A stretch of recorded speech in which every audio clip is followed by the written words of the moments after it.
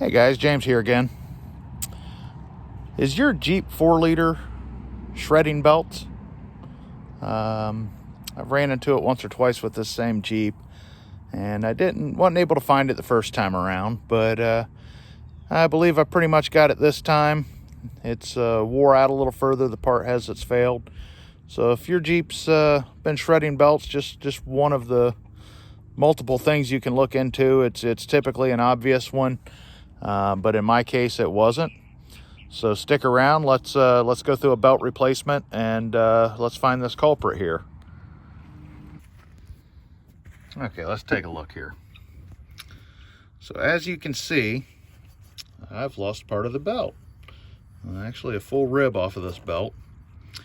And I wasn't able to locate it the first time, what was causing it. This belt did last several thousand miles before it finally failed. But right here, the tensioner pulley has got just a little bit of slop in it, and that I believe to be the culprit.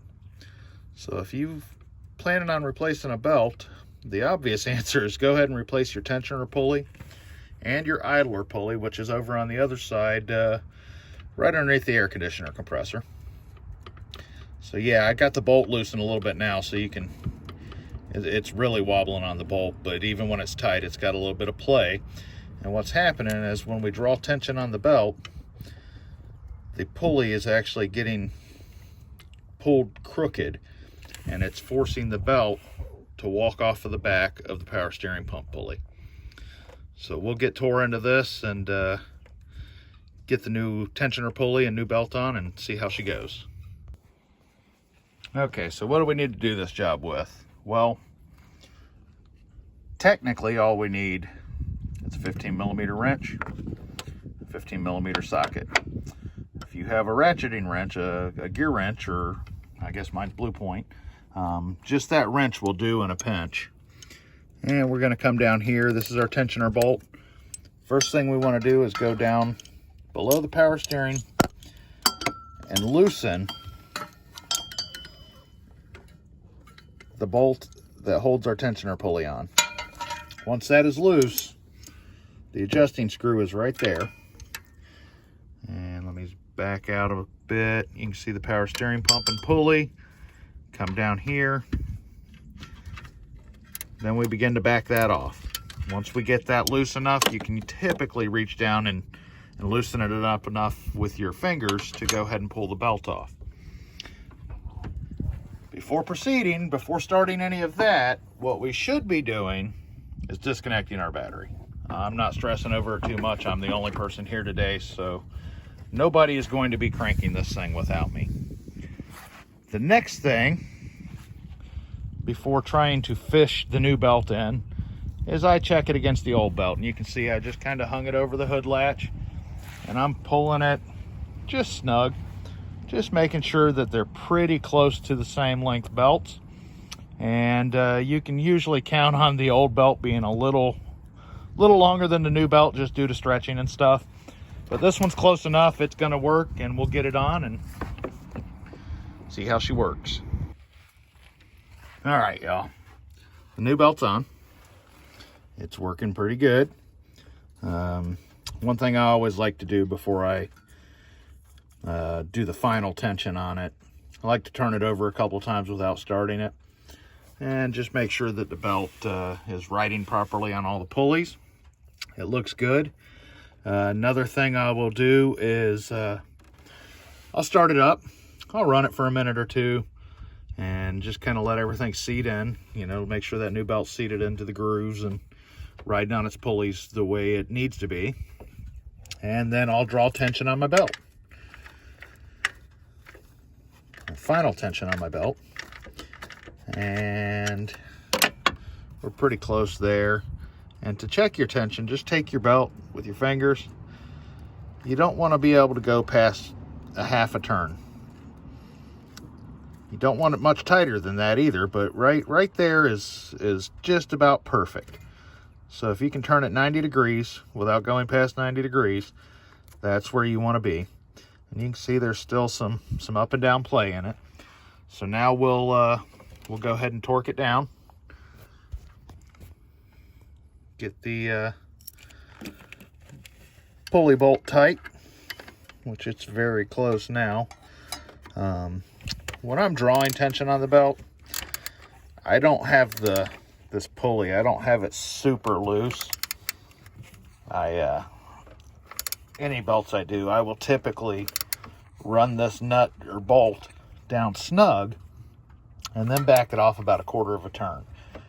That way, when you draw the tension on it, you're drawing with the pulley and bearing surfaces against a flat surface in the back and not pulling it on at an angle. And that should prevent any issues when after you torque it down and start it up. Failed to mention that this little wire right here plugs into that temperature sender. You're going to want to pull it out of your way to access your tensioning bolt. Make sure you put that back on. It won't run very good without it. And that's it. Let's start this puppy up and see how she does. Alright guys, hope you can hear me fine. Here we are. New belts on, new pulleys on. One thing I noticed with the old pulley and belt, if I gave it a little bit of gas, you could see the belt trying to walk off of the back of the power steering pulley. It didn't take much either.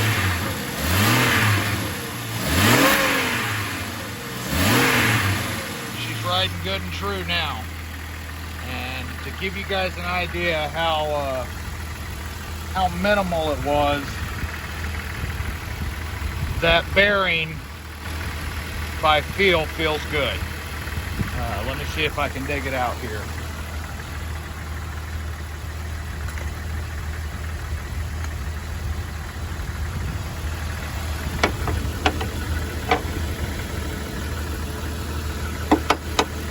There's no slack in this bearing. This pulley isn't completely shot.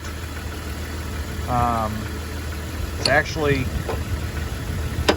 it feels quite good. So it doesn't take much.